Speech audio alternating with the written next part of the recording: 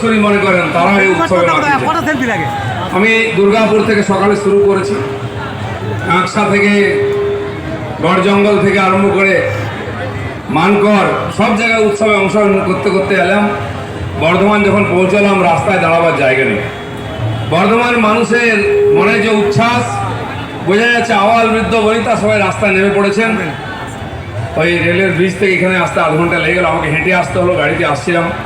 এই যে উন্মাদনা উচ্ছ্বাস